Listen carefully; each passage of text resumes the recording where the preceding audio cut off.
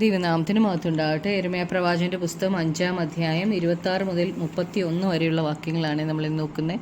26-27 വാക്യങ്ങൾ വായിക്കുമ്പോൾ, എൻ്റെ ജനത്തിൻ്റെ ഇടയിൽ ദുഷ്ടന്മാരെ കാണുന്നു. അവർ വേടന്മാരെ പോലെ പതിയിരിക്കുന്നു. അവർ കുടുക്കുവെച്ച് മനുഷ്യരെ പിടിക്കുന്നു. കൂട്ടിൽ പക്ഷി നിറഞ്ഞിരിക്കുന്നത് പോലെ അവരുടെ വീട്ടിൽ വഞ്ചന നിറഞ്ഞിരിക്കുന്നു. അങ്ങനെ അവർ മഹാന്മാരും ധനവാന്മാരും ആയി തീർന്നിരിക്കുന്നു. യിരെമ്യാ ഇവിടെ പറയുന്നത് ദരിദ്രന്മാരുടെ ന്യായം മറിച്ചു കളയുന്ന ധനവാന്മാരെക്കുറിച്ചാണ്. അവരുടെ ഉള്ളിൽ നിറച്ചു വഞ്ചനയാണ്. ദരിദ്രന്മാരായ മനുഷ്യരെ പതിയിരുന്ന് പിടിച്ച് ആണ് അവർ ധനവാന്മാരും മഹാന്മാരുമായി തീരുന്നത്. പക്ഷികളെ കുടുക്കു വെച്ച് പിടിക്കുന്നത് പോലെയാണ് അവർ അശക്തരും ബലഹീനരുമായവരെ പിടിക്കുന്നത്. 28-ാമത്തെ വാക്യത്തിൽ, ദുഷ്കാര്യങ്ങളിൽ അവർ കവിഞ്ഞിരിക്കുന്നു. അവർ അനാഥന്മാർക്ക് ഗുണം വരത്തക്കവണ്ണം അവരുടെ വ്യവഹാരം നടത്തുന്നില്ല. ദരിദ്രന്മാർക്ക് ന്യായം പാലനം ചെയ്യുന്നതുമില്ല. അനാഥർക്കും ദരിദ്രർക്കും അവർ ഒരു നന്മയും ചെയ്യുന്നില്ല. അവരെ ഉപയോഗിച്ച് ധനവാന്മാർ പുഷ്ടി പ്രാപിക്കുകയാണ് ചെയ്യുന്നത്. അവരുടെ ന്യായം മറിച്ചു കളയുകയാണ്. ദൈവത്തിൻ്റെ അനുഗ്രഹമല്ല അവർക്കുള്ളത്, ദൈവിക ന്യായവിധിയാണ് അവർക്ക് വരാൻ പോകുന്നത്. അവർ ചെയ്യുന്ന ദുഷ്ടകാര്യങ്ങളിൽ നിന്നാണ് അവർ പുഷ്ടി പ്രാപിക്കുന്നത്. 29-ാമത്തെ വാക്യത്തിൽ, ഇവ നിമിത്തം ഞാൻ സന്ദർശിക്കാതെ ഇരിക്കുമോ? ഇങ്ങനെയുള്ള ജാതിയോട് ഞാൻ പകരം ചെയ്യാതിരിക്കുമോ എന്ന യഹോവയുടെ അരുളപ്പാട്. ദൈവത്തിൻ്റെ ഇഷ്ടം ചെയ്യാതെ പാപത്തിൻ്റെ വഴികളിൽ നടന്നാൽ പിന്നെ അങ്ങനെയുള്ളവരെ ദൈവം സന്ദർശിക്കാതിരിക്കുമോ എന്നാണ് ദൈവം ചോദിക്കുന്നത്. പ്രതികാരം യഹോവയ്ക്കുള്ളതാണ്. താൻ തിരഞ്ഞെടുത്ത ഓരോരുത്തരും ദൈവഭയത്തോടെ ജീവിക്കുന്നില്ലെങ്കിൽ ദൈവിക ന്യായവിധി അവർ അനുഭവിക്കേണ്ടതായി വരും.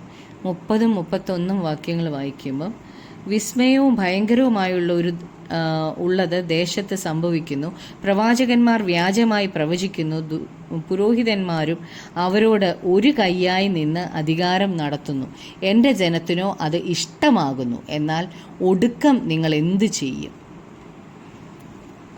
വിസ്മയവും ഭയങ്കരവുമായ 3 കാര്യങ്ങളാണ് ദേശത്ത് സംഭവിക്കുന്നത്. ഒന്നാമത്തേത്, പ്രവാചകന്മാർ വ്യാജമായി പ്രവചിക്കുന്നു. രണ്ടാമത്തേത്, പുരോഹിതന്മാരും അവരോട് ചേർന്ന് നിന്ന് അധികാരം നടത്തുന്നു.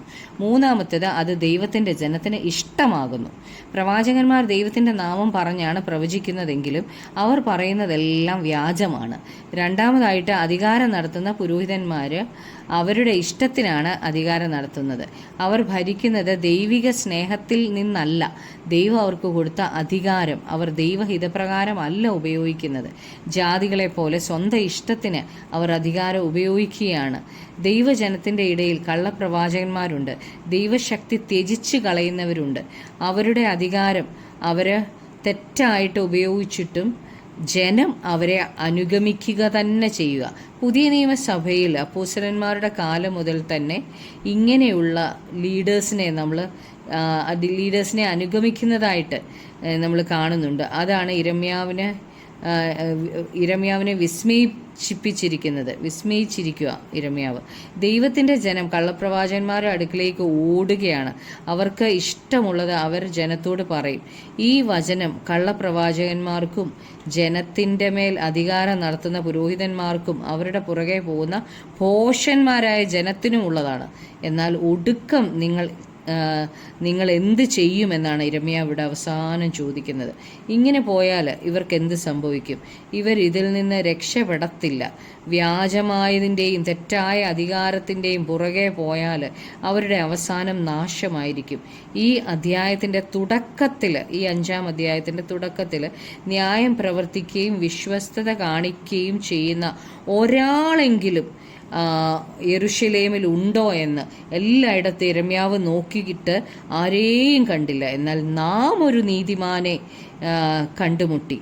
ആ നീതിമാന്റെ രക്തത്താൽ നമ്മുടെ പാപങ്ങളെല്ലാം മായ്ച്ചു കളഞ്ഞ് നാം ആ നീതിമാന്റെ മേൽ നമ്മുടെ വിശ്വാസം അർപ്പിക്കും. നാം കർത്താവായ യേശു ക്രിസ്തുവിൽ നമ്മൾ ആശ്രയിക്കും.